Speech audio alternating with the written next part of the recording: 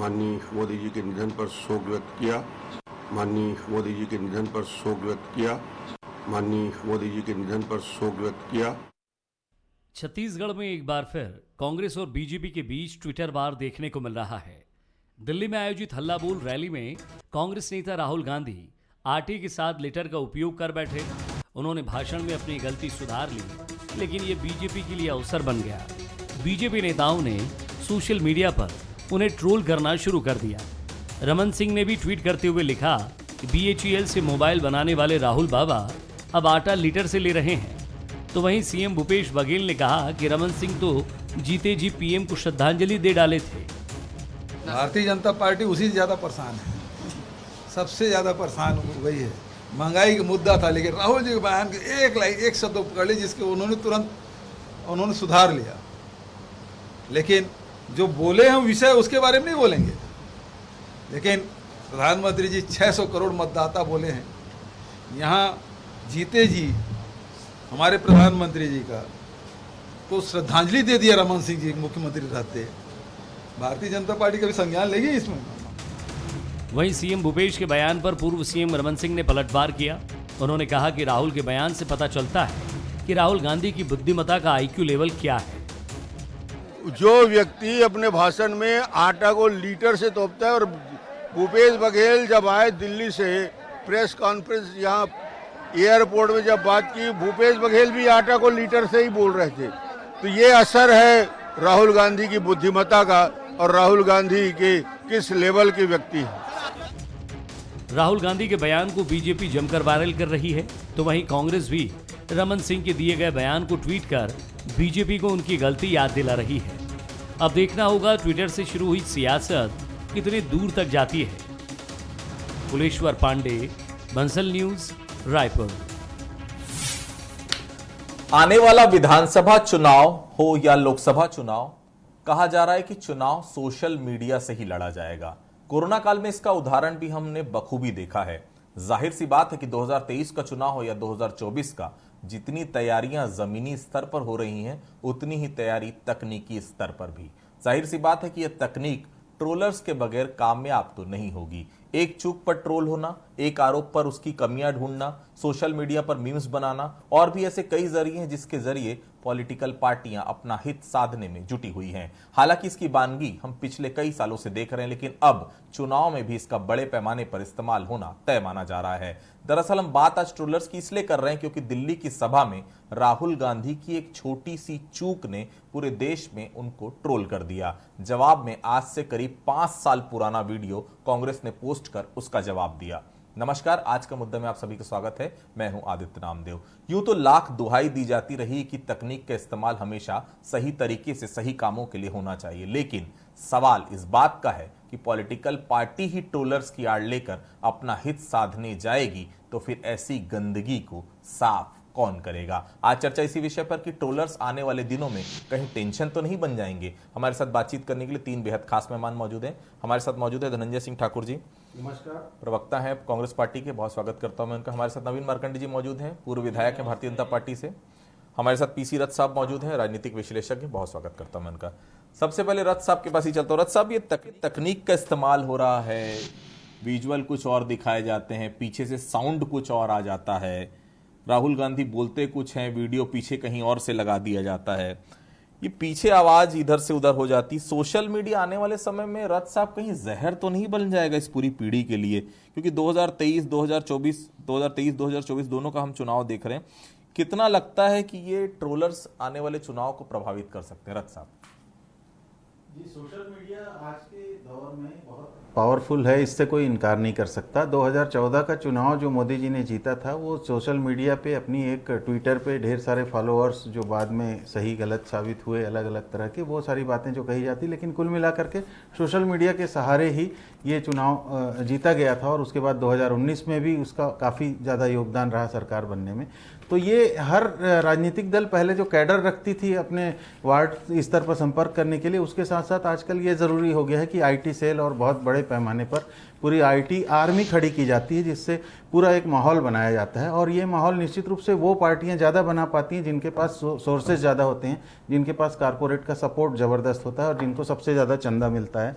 तो उस तरह से ये हम देख रहे हैं कि ये एक पैरेलल एक आर्मी खड़ी हो जाती है, और कोई भी नेता का कोई भी बयान उस मुद्दे पे उस तरह से एक निशाने पे रहता है। कोई अगर कहने में कहीं किसी से कोई चूक हो, आगे पीछे हो, कभी कोई कह दे कि भाई अलग अलग दौर के जो विचारक रहे हैं उनके साथ बैठ कर के मीटिंग हो गई, कबीर को रहीम के साथ जोड़ दिया जाता है, तो वो सारी चीज़ों को लेकर के लोग तुरंत ट्रोल आर्मी सक्रिय हो जाती है। अभी फिलहाल जो मुद्दा है वो तो इसी तरह का है कि राहुल गांधी के जो भाषण के बीच में जो आया कि उन्होंने लीडर के रूप में संबोधित किया, उन्होंने सही तो किया बातचीत के बीच में, लेकिन वो तब तक के निकल चुकी थी, तब तक तीर निकल चुका था। अब असल में बात वही है कि जब तक के एक बयान जारी होता है और उसके बाद उसके पीछे ट्रोल आर्मी लग जाती है और उस ट्रोल आर्मी के कारण एक पूरा माहौल बन जाता है, उसके बाद वो सफाई दें और उसके बाद उसका खंडन करें और सारी चीजें निकलें, लेकिन तब तक के बहुत बात हो जाती है। एक तरह से कह सकते हैं कि तब तक के महानदी से पानी बहुत बह जाता है। मार्कंडे साहब, एक सवाल का जवाब दिल पे हाथ रख के दीजिएगा। आपके पेड ट्रोलर्स कितने हैं भारतीय जनता पार्टी के? क्योंकि जिनके जरिए समर्थकों की संख्या आप बढ़ा लेते हैं, कोई उनके जरिए किसी मामले को तूल दे देते हैं, राहुल गांधी ने कुछ और बोला, रमन सिंह ने श्रद्धांजलि वाला वीडियो आ गया, ये नुकसान किसका होता है ये सब चीज में? पहले तो ये बता दीजिए कि भारतीय जनता पार्टी के पेड ट्रोलर्स कितने, क्योंकि कांग्रेस लगातार इस बात का आरोप लगाती रही है। देखिए, हमारा कोई पेड ट्रोलर नहीं है। जो भाषण राहुल गांधी जी ने अपने उसमें सभा में जिस बात को कहे हैं उससे क्या नकार सकते हैं क्या? और जो भाषण उसने दिया है वही भाषण सामने आया है। ऐसा तो नहीं है कि माफी मांगी थी मार्कंडे साहब, तो माफी मांगे। देखिए, माफी मांगना तो अलग बात है, लेकिन जब जनता के बीच वो चला गया भाषण, सवाल वही है कि इसको ट्रोल करता कौन है? रथ साहब भी यहाँ बैठे हैं, धनंजय जी भी बैठे, धनंजय जी के पास भी मैं चलूंगा, लेकिन ये बताइए कि इसको ट्रोल, मेरे आपके पास इतना समय तो है नहीं, रथ साहब के पास भी नहीं होगा इतना समय, हमारे पास नहीं है। हम तक किसने पहुंचाया? हम तक किसने पहुंचाया? हम तक किसने पहुंचाया? हम तक मीडिया ने पहुंचाया। मीडिया ने जो पहुंचाया वही चीज जनता देखा है, और जनता जो देखा है वो या तो फिर कई लोग जो सोशल मीडिया में डाल रहे हैं, कई लोग उसको मीडिया में देखकर डाल रहे हैं, कई लोग और भी कई तरह से ट्रोल कर रहे हैं। तो ऐसा है कि भाई जो जनता तक आया है, जिसने सभा के भाषण सुने हैं, देखे हैं, वो अपने अपने अकाउंट में जो डाल रहे हैं उसमें किसी का कोई पेड ट्रोलर है ऐसा नहीं कह सकते, क्योंकि जनता ने वो सार्वजनिक रूप से भाषण दिया है, इसलिए वो जनता का विषय है। जनता उसको चाहे शेयर करे, चाहे उसमें लाइक करे, कमेंट करे, या जो भी करना है वो करे, तो भाई वो तो जनता की बात हो गया। हमने कहा कि बात हमारी बात तो पीएम को श्रद्धांजलि दे दी थी, उसका क्या जवाब? फिर देखिए, वो भी गलती से हुआ था। मैं फिर कह रहा हूं, कोई इंसान जानबूझ के स्लिप ऑफ टंग, छोटी सी एक बात होती है, 2 शब्द का स्लिप ऑफ टंग हो गया होगा, उनसे भी, इनसे भी हो गया। दिक्कत तो मैं वही चीज तो कह रहा हूं कि आपने जो भी कहा आखिर जनता तक चले गए, तो जो जनता तक चला गया, जिसको जनता ने ट्रोल किया या शेयर किया, लाइक किया, कमेंट किया, वो तो जनता के ऊपर है ना, उसमें किसी का तो विषय है नहीं वो। तो इसलिए उसको कहना, और मान लो जब 5 साल पहले अगर किसी ने कहा है, वो उसको आज क्यों कह रहे हैं? अगर आपकी कोई बातें होती तो करना था।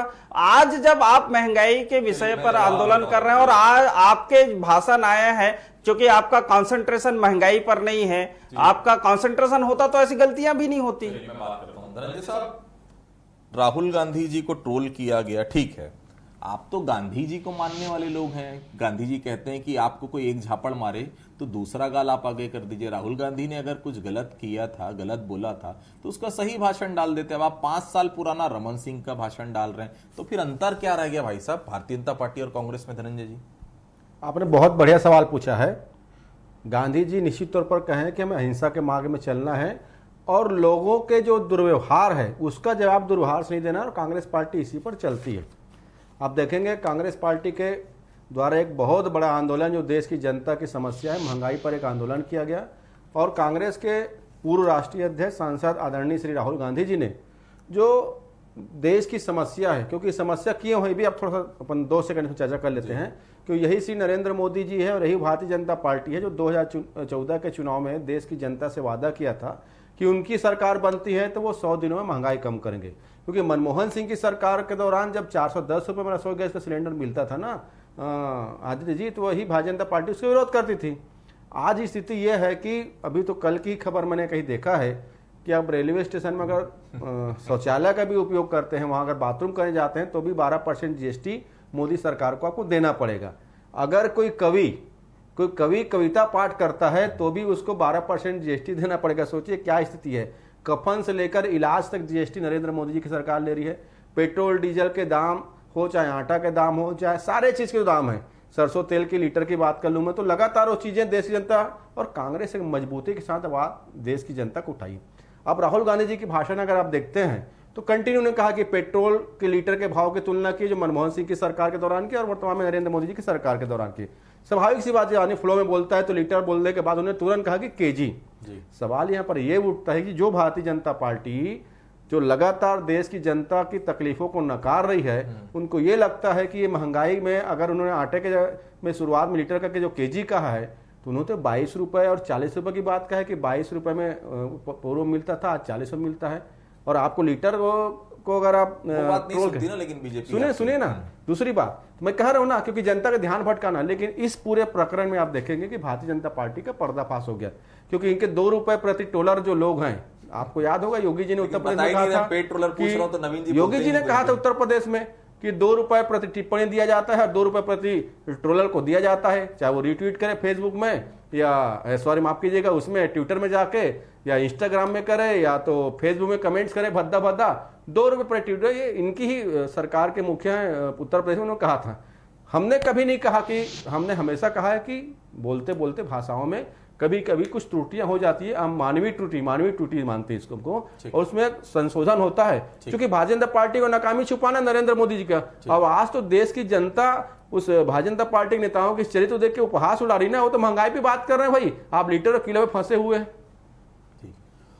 धनंजय जी, एक सवाल मेरा ये है, क्या कोई कंपटीशन हम कर रहे हैं क्या कि भाई बीजेपी वाले ये करेंगे तो हम उसका ये जवाब देंगे? अच्छी चीजों में कंपटीशन हो तो समझ में आए। दूसरी बात है, शब्दावली में सभ्यता होती है ना, तो अब तो बीजेपी के पास वो रह गया ना कांग्रेस के पास।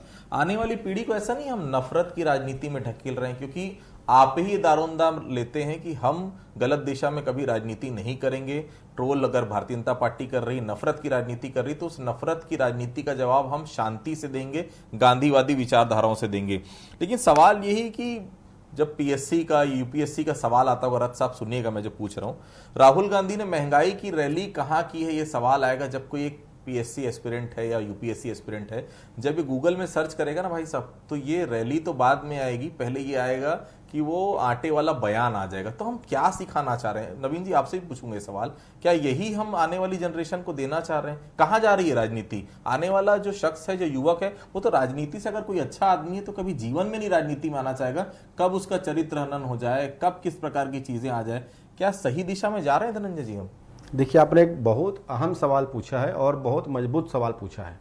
आप देखेंगे जब कांग्रेस पार्टी भारत जोड़ो यात्रा की बात कही उदयपुर के चिंतन शिविर में, तो उस भारत जोड़ो यात्रा के भीतर ये सारे चीज समाहित है जो 8 साल में देश के सामाजिक समरसता को खंडित करने का काम किया जा रहा है, जो एक दूसरे के प्रति विमनस्ता फैलाने का काम किया जा रहा है, नफरत के जो बीज भारतीय जनता पार्टी केंद्र की सरकार बो रही है, भाजपा के जो लोग बो रहे हैं, उसी को तो खत्म करने का भारत जोड़ो यात्रा है। हम कह रहे हैं कि शब्दों की शब्दावली होनी चाहिए। निश्चित तौर पर जो चाहे भारतीय जनता पार्टी के नेता हो, चाहे कांग्रेस के नेता हो या कोई भी अन्य दल के नेता हो, चाहे हमारे पत्रकार साथी हो, टीवी के एंकर हो, आपकी जो भाषा जो होती है ना, उसको युवा सुनता है।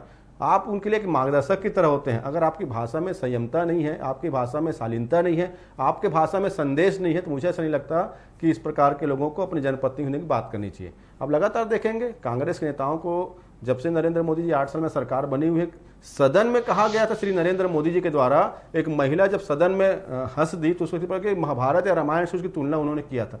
तो कहाँ रह जाता है गरिमा? हमारे नेताओं ने कभी गरिमा खोने का काम नहीं किया है। हम और कुछ लोग अगर रमन सिंह जी के वो श्री नरेंद्र मोदी जी को शोक व्यक्त करने वाले वीडियो डाल रहे हैं ना, तो वो चीड़ में नहीं डाल रहे हैं, वो बता रहे हैं कि आपसे भी ऐसी गलती हुई थी, तो ये मानवीय त्रुटि है। इसमें आप मुख्य मुद्दों को आप हटा नहीं सकते, आपको जवाब देना होगा कि महंगाई की वजह क्या है। और महंगाई, अगर आटा 22 रुपए किलो था मनमोहन सरकार में, अगर 40 रुपए किलो हो रहा है आज में, इसका जवाब देना चाहिए। रथ साहब, सबसे बड़ी बात है कि ये सूचिता की पार्टियां दुहाई तो दोनों देती हैं, राजनीतिक पार्टियां, लेकिन ये ट्रोलर्स किसके हैं? ये ट्रोलर्स तो हथियार इन्हीं पार्टियों के हैं। हो सकता है 10 ट्रोलर्स भारतीय जनता पार्टी के होंगे तो 2 ट्रोलर्स अब कांग्रेस भी वही हथियार अपना रही है। क्या ऐसा नहीं लगता कि ये सब चीजें उस दिशा में जा रही जिस दिशा में नहीं जाना चाहिए? क्योंकि या फिर ये हम समझ लें कि भाई ये तो इंटरटेनमेंट है, भाई ट्रोल कर रहे हैं मतलब आप उसको इंटरटेनमेंट के लीजिए, लेकिन सीरियस मत होइए। महंगाई रैली में जो बात हुई उसके लिए कोई सीरियस नहीं है। महंगाई, आटा अगर 22 रुपए से 40 रुपए हो गया उसको कोई मतलब नहीं, पेट्रोल का रेट बढ़ गया उसको कोई मतलब नहीं।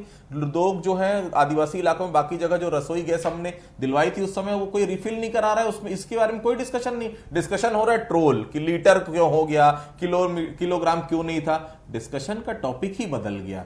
क्या ये नहीं लगता कि ये बहुत अन्यथा राजनीति उस दिशा में जा रही जहां आज का यूथ जाना नहीं चाहता, और अगर जाना भी चाह रहा है तो आप ये मान के चलिए आप इंटरटेनमेंट का साधन बनकर रह गए केवल पॉलिटिकल पार्टियां यूथ के लिए, उसके अलावा कुछ नहीं। रथ साहब जी बिल्कुल, इसमें हम देखते हैं कि जैसा कि धनंजय भाई ने शुरुआत में एक बात कही थी, मुझे लगता है पहले जो मीडिया था, जो प्रिंट मीडिया ज़्यादातर जो पहले हुआ करता था, वो एक तरह से भाषा के संस्कार देता था। लोग पढ़ते थे अखबारों को और उससे उनकी भाषा सुधरती थी, संवरती थी और एक अच्छी भाषा लोग सीखते थे, प्रचलन में आती थी भाषा।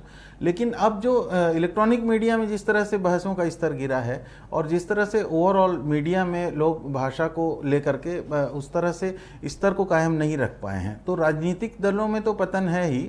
आगे चल के जो राजनीतिक दलों में आपसी आरोप प्रत्यारोप में जो भाषा का स्तर एकदम गिरा दिया गया है, तो उसका असर इस तरह से पड़ा है। और ट्रोल आर्मी जो है वो अपने आप में राजनीतिक दलों से संबद्ध तो है ही, निश्चित रूप से कहीं ना कहीं से उसको एक सपोर्ट दिया जा रहा है, उसको एक तरह से प्रोत्साहित किया जा रहा है। बहुत सारे मुद्दों पे हम देखते हैं कि सत्तारूढ़ दलों के पक्ष में जो लोग ट्रोल करते हैं उनके ऊपर कोई केस भी नहीं होता और उनको कानून से लगातार मदद भी मिल जाती है और कानून से उनको कोई उस तरह से महीनों जेल में रहना पड़े ऐसी स्थिति नहीं होती, पहले ही जमानत भी हो जाती है। ये बहुत बड़े बड़े उदाहरण हमने देखे हैं।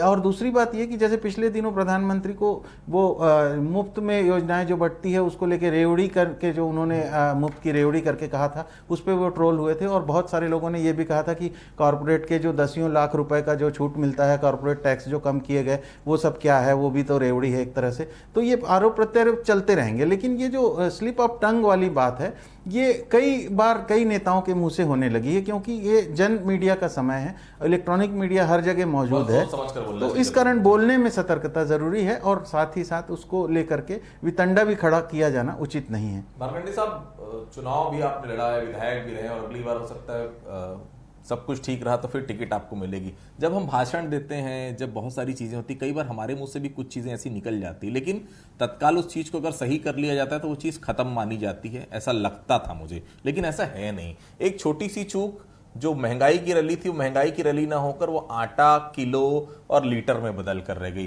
क्या ये नहीं होना चाहिए कि वाकई में खुले मंच पर भारतीय जनता पार्टी और कांग्रेस बहस तो करे कि हाँ महंगाई बढ़ी है, हाँ हम अगर कारण बताना चाह रहे हैं इस कारण महंगाई बढ़ी, अगर बढ़ी हुई तो हम काम करने के लिए, उसको कम करने के लिए दोनों ही पार्टियां लड़ने के लिए तैयार हैं, दोनों ही पार्टियां साथ में खड़ी हैं।